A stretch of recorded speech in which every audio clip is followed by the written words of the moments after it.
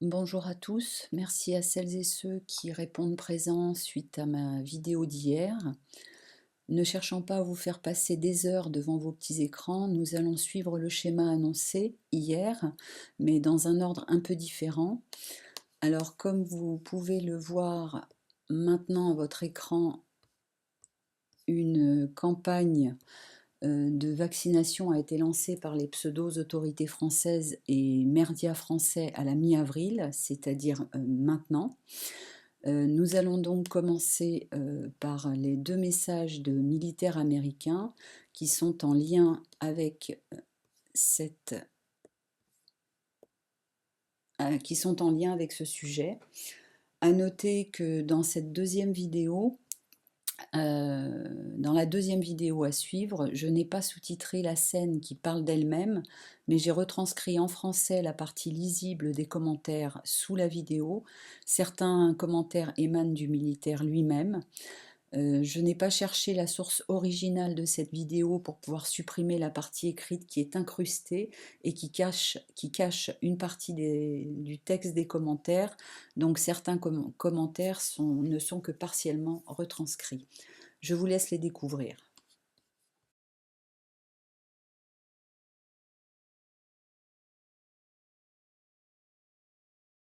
So in July, Undersecretary Cisneros acknowledged the DMET data, the database working properly, and also acknowledged things such as myocarditis rising 151%.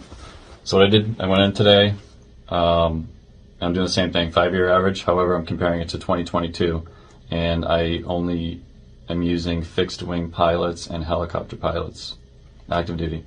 So we get hypertensive disease, 36%, ischemic heart disease, 69%, pulmonary heart disease, 62%, heart failure, 973%, other forms of heart disease, 63%, cardiomyopathy, 152%.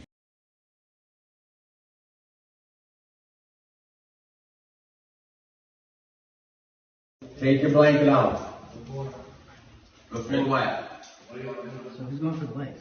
Are you choosing to be non-compliant? You get one leg. Are you choosing to be non-compliant?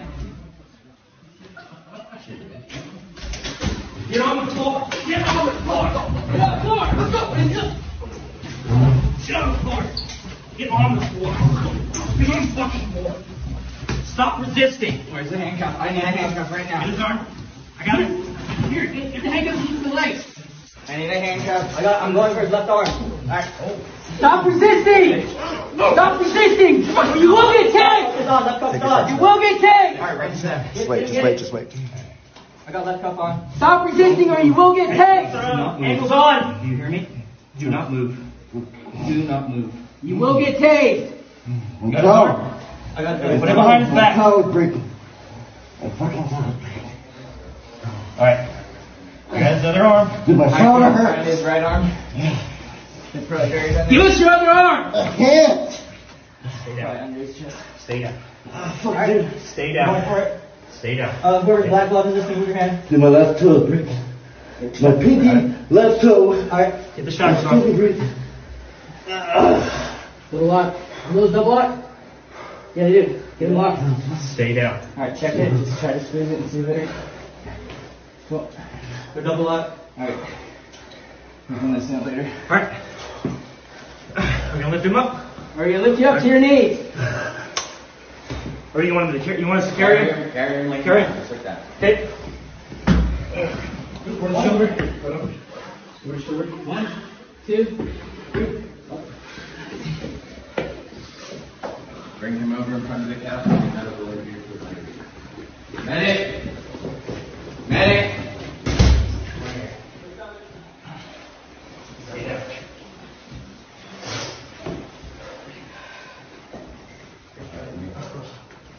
The extraction team can break away so that we can look at him and ask questions.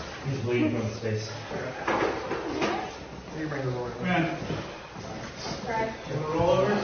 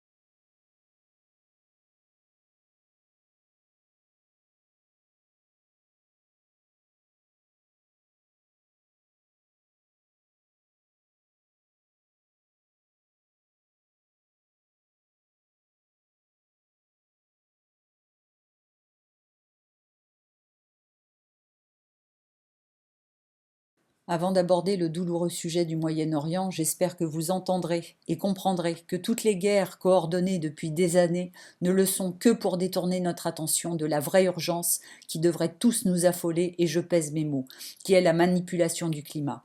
Si depuis des années, beaucoup d'écœurants personnages se sont fait fabriquer des bunkers comme ceux que les nazis s'étaient fabriqués durant la guerre de 39-45, ce n'est pas anodin. Si on récapitule tout l'arsenal fait pour modifier et altérer le climat, et ceci sous réserve que rien ne nous soit encore caché, il y a de quoi devenir fou.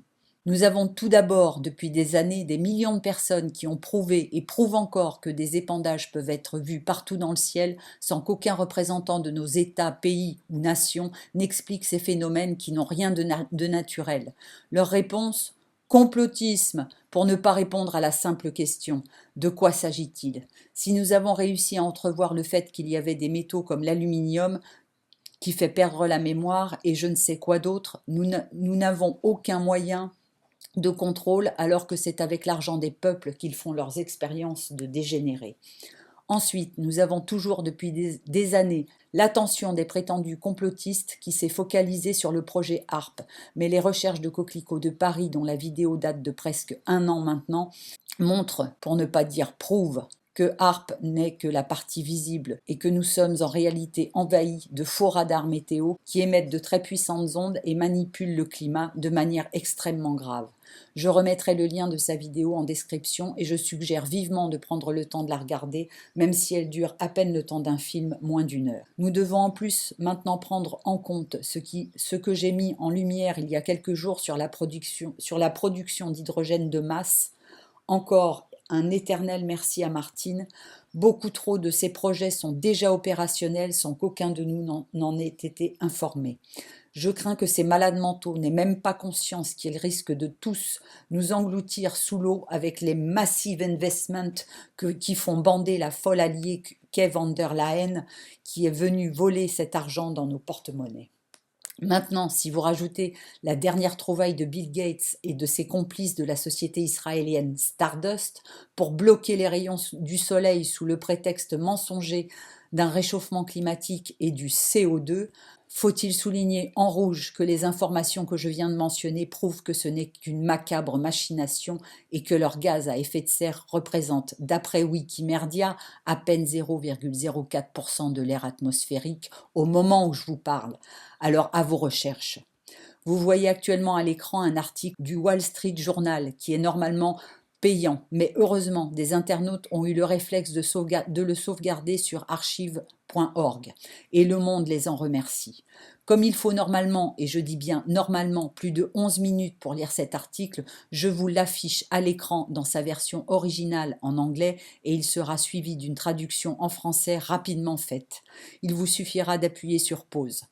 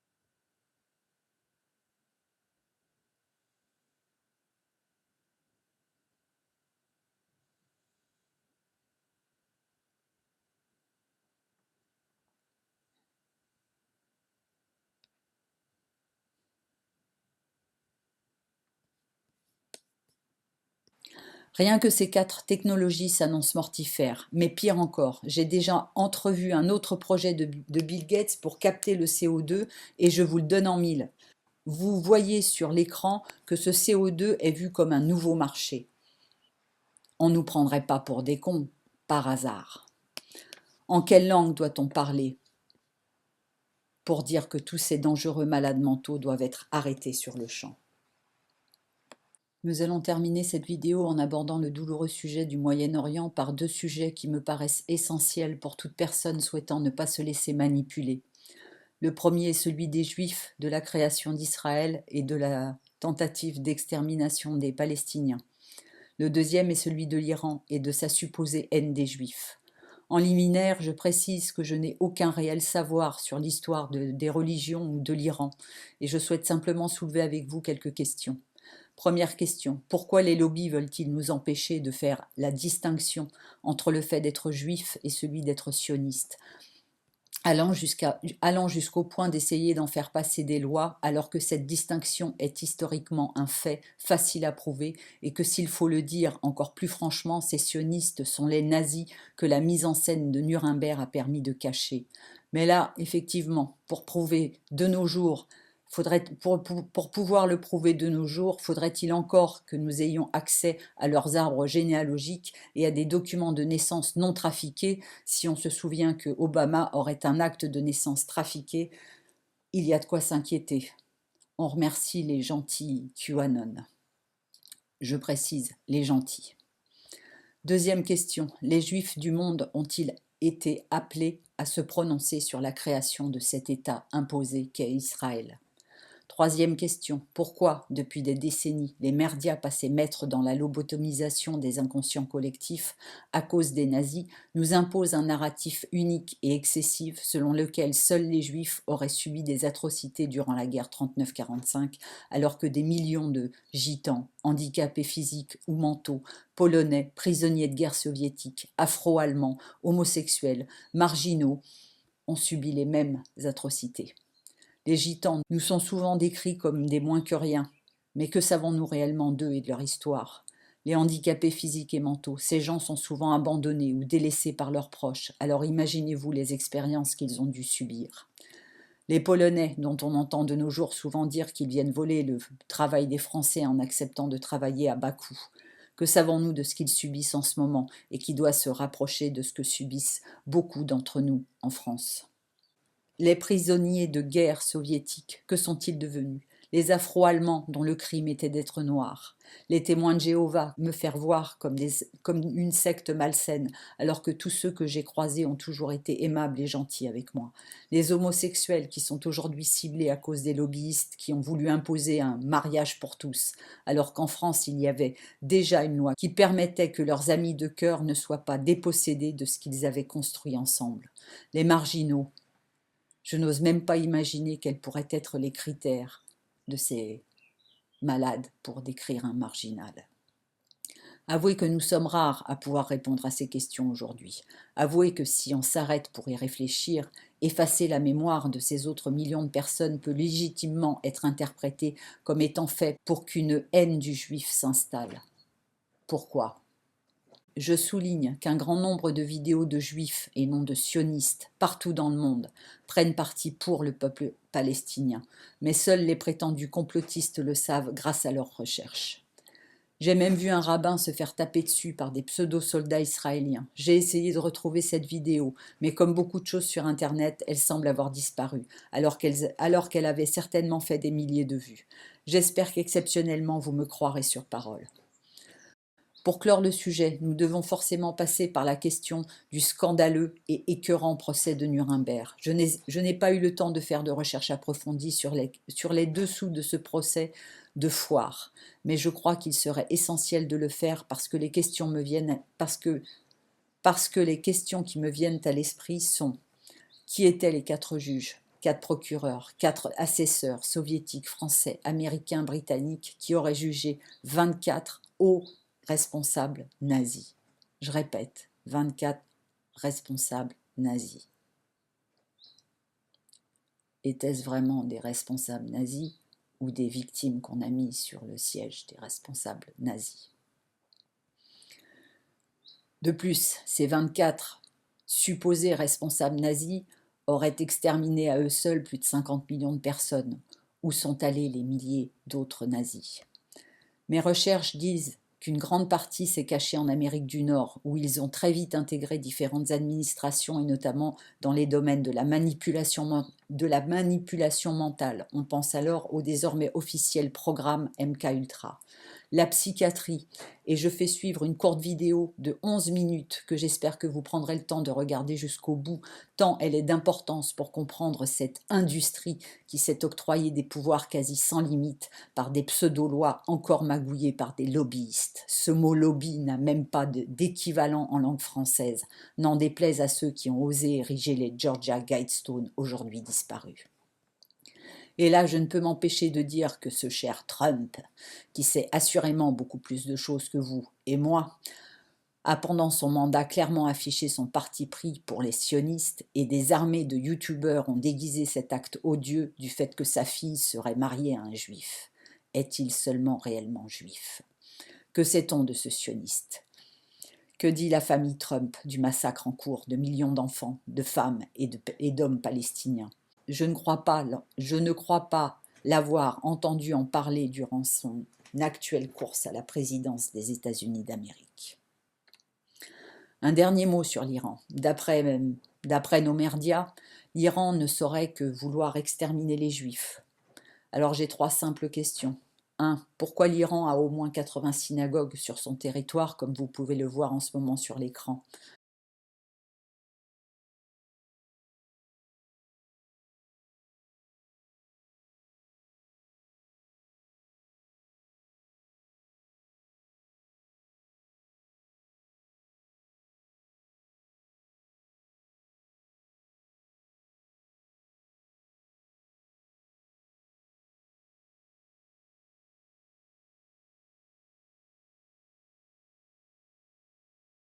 2. Pourquoi en 1978 la communauté juive d'Iran représentait 80 000 à 100 000 personnes?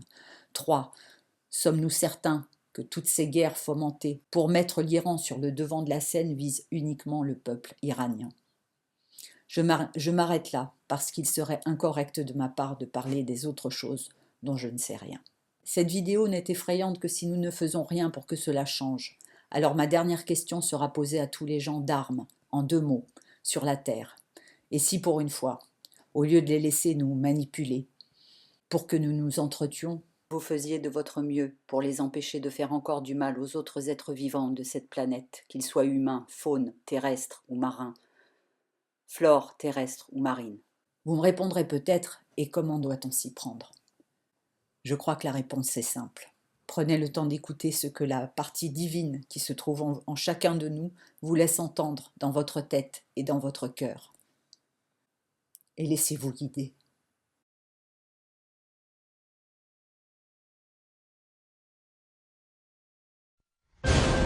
No one can deny that our world is in trouble. Today our cities have become battlegrounds, often ruled by gang violence. Every 42 seconds, a violent crime is committed in the United States.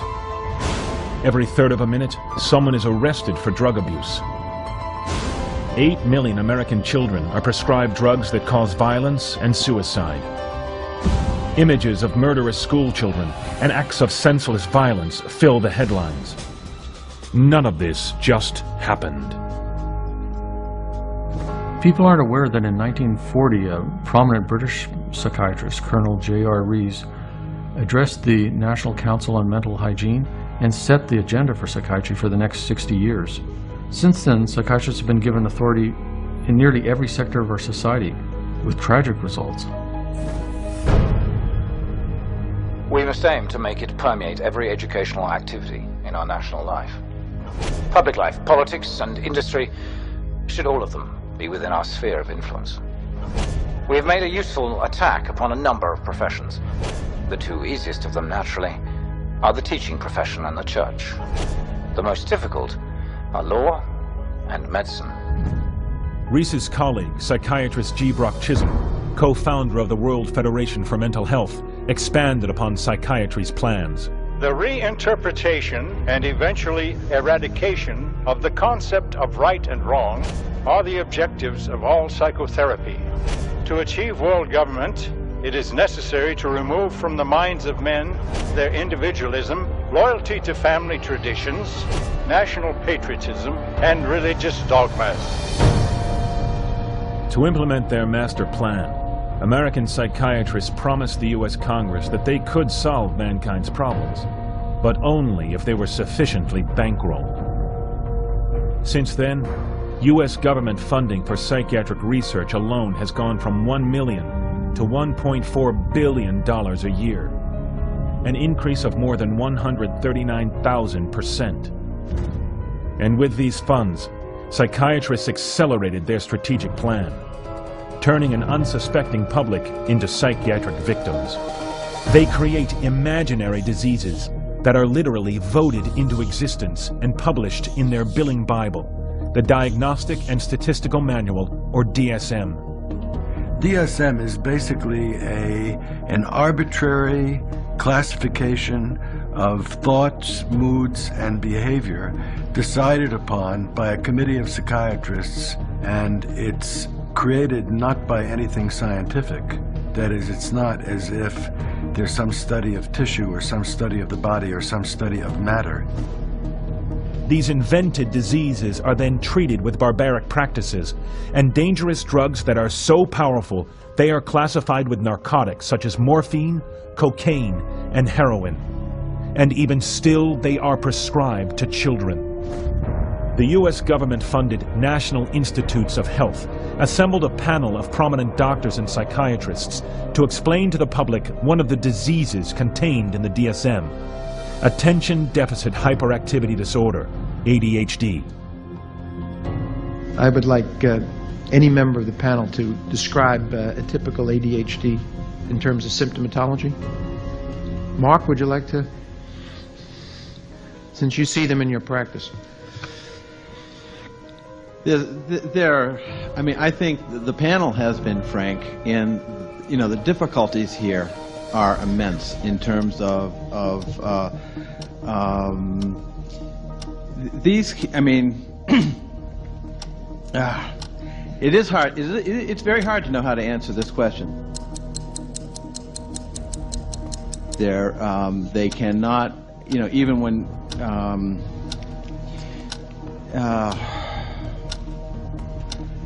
They are as if driven by a motive. There are some good clinical descriptions. And I think, you know, I think the part of the problem is the profession keeps changing the diagnosis. At this time, we do not have a diagnostic test for ADHD. Therefore, the validity of the disorder continues to be a problem.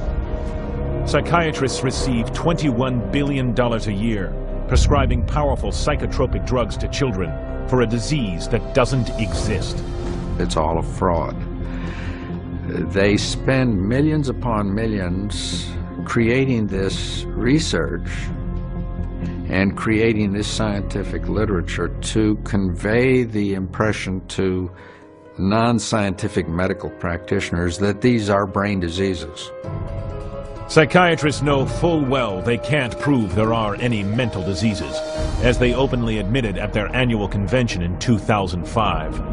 Psychiatric illness is not really illness. How do you evaluate if someone is cured or sick? Cure is certainly something we look forward to. We had no earthly idea how to accomplish. You want to treat them even if you don't really exactly know what causes it. We're not good at causes. We don't know what causes mental illness. But it hasn't stopped psychiatry from taking billions for treatments and drug prescriptions, while they arrogantly peddle their cures with devastating effects on unsuspecting human guinea pigs. Mr. Blount has virtually no signs of his original illness now. The signs that the movements of his mouth are completely side effects of the drugs that he was on for 20 years. Mr. Blount is quite rational. He understands what's going on. Psychiatric health care is big business. Insurance companies pay out $69 billion every year for psychiatric services, doubling the cost of medical insurance premiums. Psychiatry's master plan to infiltrate all sectors of society has become a reality. While psychiatrists are paid $23 billion a year to rehabilitate American prisoners, 2 out of every 3 released convicts return to prison within 3 years.